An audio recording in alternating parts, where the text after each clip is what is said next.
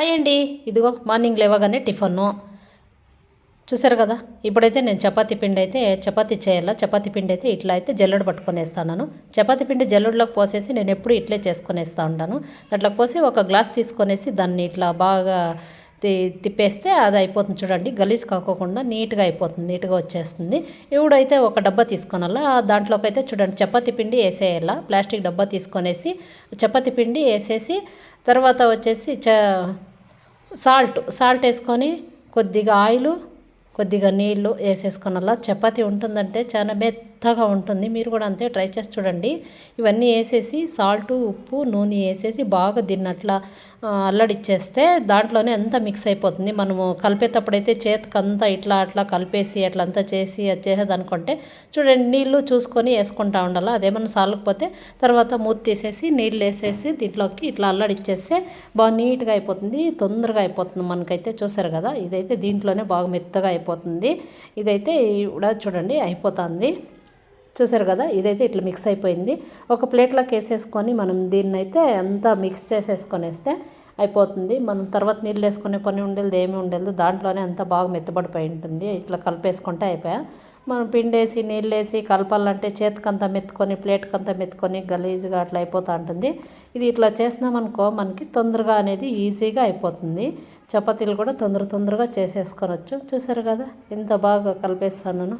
ఇదైతే ఇట్లా అయిపోతుంది. చూడండి ఎంత మెత్తగా అయిపోయిందో. నీళ్ళు కూడా వేయలేదు. దీంట్లోకైతే కర్రీ చేసేస్తున్నాను నేను. అంతా కూరగాయలన్నీ వేసేసి కర్రీ అయితే చేసేస్తున్నాను చపాతీలకి. చపాతీ అయితే ఇప్పుడు చూడండి 2 ఉంట్లు అయితే చేసేసుకున్నాను. ఇప్పుడు మనమైతే ఇది ఇట్లా చేసేసుకొని చూడండి పెద్దగా చపాతీ అనేది చేసుకొనేసి మనం దీంట్లోనే 3-4 వచ్చేటట్లా చేసుకుందాము.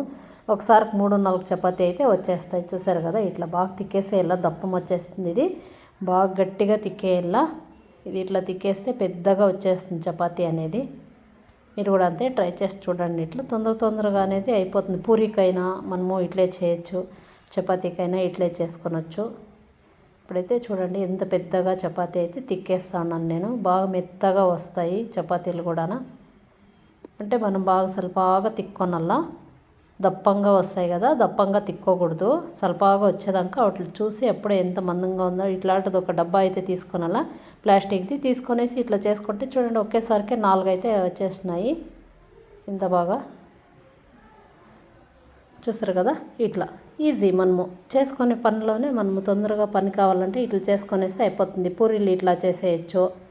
మనకి కావాలంటే చపాతీ అయినా ఇట్లా చేసుకొనవచ్చు. ఈజీగా అయిపోతూ ఉంటుంది తొందరగా.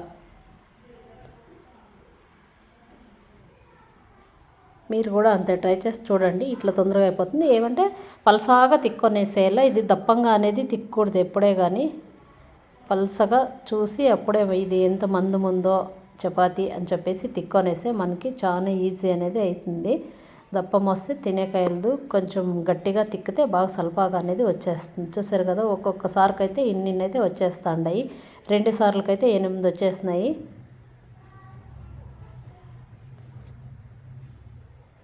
చూసారు కదా, ఇది మార్నింగ్ టిఫిన్కి ఇట్లా చపాతీలు రెడీ అయిపోయా.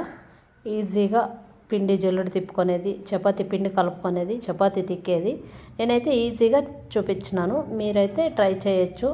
చూసారు కదా, ఇలాంటి వీడియోస్ కోసం మా వీడియోస్ని ఫాలో అయితే మీకు ఇంకా మంచి వీడియోస్ అయితే వస్తూ ఉంటాయి. చూసారా ఎంత బాగా కాలిపోయిందో. ఇట్లా అంతేనండి. పొగ అయితే పీల్చుకొనేస్తుంది, పొగ వచ్చేస్తుంది. సిమ్ని అయితే చూడండి మొన్నే కదా కొత్తది వేసిండేది వచ్చేస్తుంది. ఎంతో ఈజీ. ఈ వీడియో నచ్చితే లైక్ చేయండి, షేర్ చేయండి, సబ్స్క్రైబ్ చేయండి.